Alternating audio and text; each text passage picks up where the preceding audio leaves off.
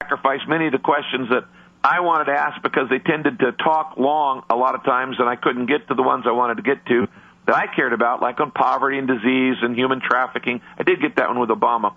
But the other issue is I now sympathize with you guys who are journalists and see how hard our job is? I can't tell you how many times I desperately wanted to do a follow-up on every one of those questions. I wanted to go,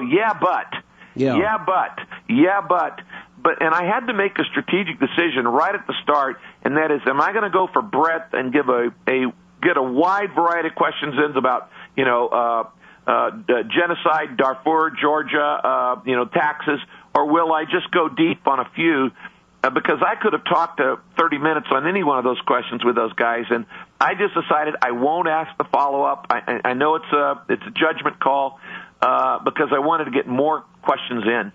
We had a nurse on this program, a woman's name by the name of Jill Stanek, and she had testified a number of times before Senator Obama when he was on the Illinois Senate Judiciary Committee, and she told us a story that she had testified in front of him on a couple of occasions, how an aborted baby with Down syndrome had survived a late-term induced labor abortion, and how the baby was abandoned in the hospital's soiled utility room, and how she cradled and rocked the baby for 45 minutes. The 45 minutes, she says, the baby lived. She reported that Obama was unfazed by the testimony. He was the only senator who rose to speak out against that bill, the Born Alive Infant Protection Act. I know you're a pastor. I would assume you're passionately pro-life. I'm just guessing here, but I would assume it. What does that mean to you when you hear that, especially in light of his answer on not knowing when life begins? Well, I heard one of your callers earlier, and I do agree that God decides when life begins. And if you believe the Bible, Psalm 139 says, I formed you in your mother's womb, and I planned all of your days before you were born. Anybody who's read Purpose-Driven Life knows that chapter 22, I think it is, and chapter 1 talks about that I don't believe there are any accidental babies. There are accidental parents, but no accidental babies. There are illegitimate parents, but there are no illegitimate babies. And your parents may not have planned you, but God did, and I think that He knows what He's doing. So obviously in my role as the moderator, it wasn't to promote my position at that particular point. Everybody knows I'm pro-life. Everybody knows that I believe in God's definition of marriage and things like that. I did ask a follow-up question after Barack gave his view on abortion when I asked him, have you ever voted against or have you ever voted to limit abortion in any way? And he didn't answer the question. Yeah.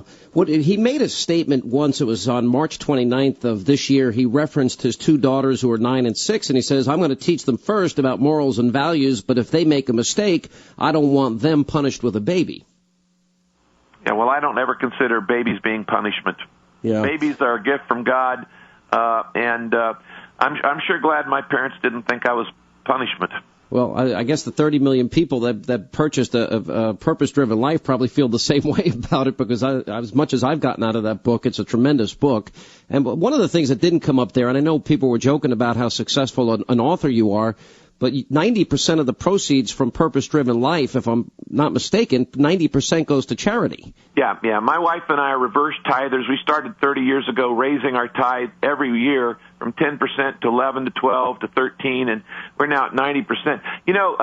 Sean, this wasn't part of the debate a lot, but I got a request from the president of Georgia, who just called in today, and I got this information that he actually watched the forum, and he was in near tears saying, thank you for mentioning Georgia. Would you put it out among all of the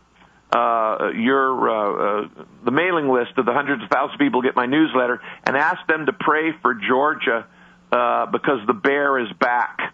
And wow. He invited me to come and be with him there in Georgia.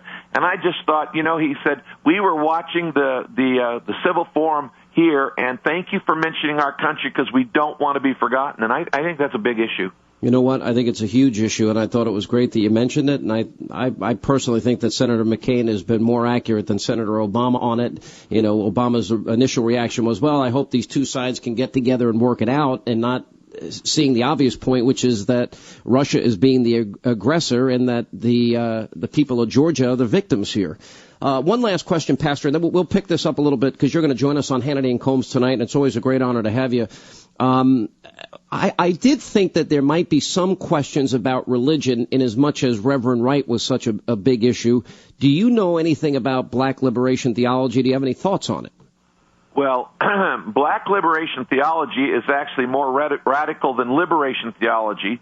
Liberation theology, a little history lesson here, began in Latin America, and it spread pretty quickly across Latin America. It was essentially Marxism in Christian terms, and it was devastating to the churches there.